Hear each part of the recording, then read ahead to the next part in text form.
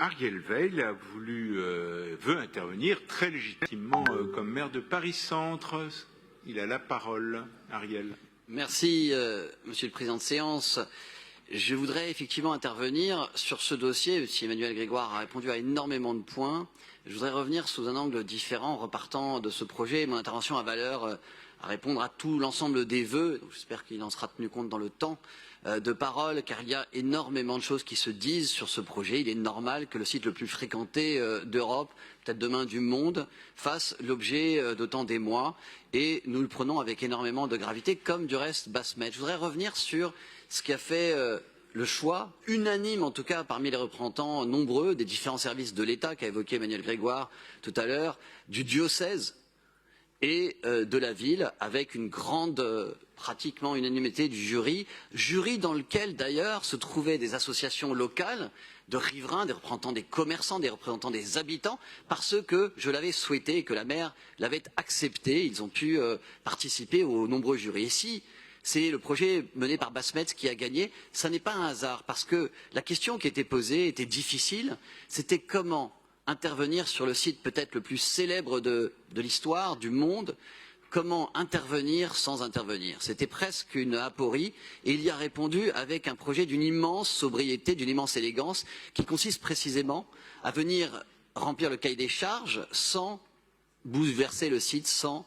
attenter au site. Et c'est précisément ce qu'il fait pour les jardins. Je ne reviens pas évidemment sur le parvis, puisque le très très beau projet de carénage semble avoir remporté l'unanimité. Je vois très peu d'attaques du parvis. En effet, ce projet, tout en nuances, a semblé remporter l'avis unanime de tout le monde.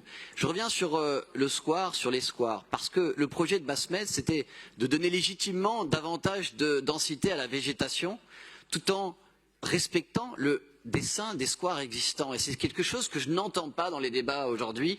Le projet de Basmet, qui est un paysagiste architecte. C'est pas un hasard d'ailleurs si c'est lui seul qui n'est pas parti d'un concept architectural, mais bien des arbres. Il est parti des arbres et c'en est un grand spécialiste pour pouvoir construire un dessin qui respecte absolument le schéma des squares aujourd'hui, mais en les densifiant, en respectant les pointes. Et je vous invite à revoir ce projet. Alors, il y avait une autre complexité dans ce projet, c'était comment ouvrir ce site. Et nous le souhaitions depuis longtemps. Regardez cet affreux parking rue de l'Archevêché. J'avais tenté à l'époque d'y faire renoncer la préfecture de police. Évidemment qu'il faut des arbres à cet endroit-là. Évidemment qu'il faut relier les squares. Et les grilles ont changé de maintes et maintes fois. Elles n'ont rien d'historique du côté du mémorial de la déportation. Le mémorial de la déportation a vocation à continuer. L'État administrera toujours ce lieu. Ce ne sera pas la ville.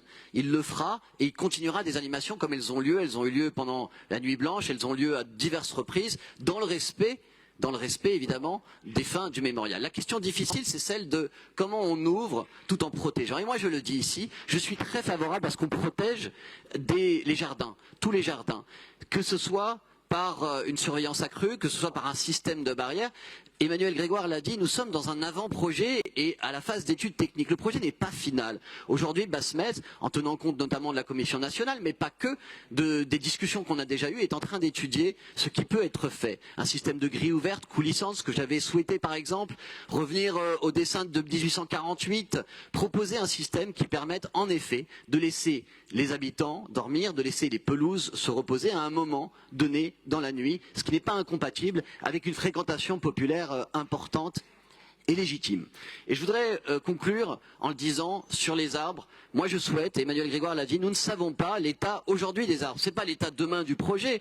Le projet de Basmet, je crois que c'est un des spécialistes mondiaux des arbres, respectera évidemment les arbres. Mais moi je le demande ici, je souhaiterais qu'on ait un audit de l'état des arbres à l'issue du chantier de reconstruction de la cathédrale, avec tout le respect que j'ai pour l'établissement public. Il est normal qu'on parte, et compte tenu de l'émoi des gens ici, il est normal qu'on parte d'un diagnostic, un diagnostic racinaire, un diagnostic de l'état des arbres, avant de commencer les travaux d'aménagement de Basmet.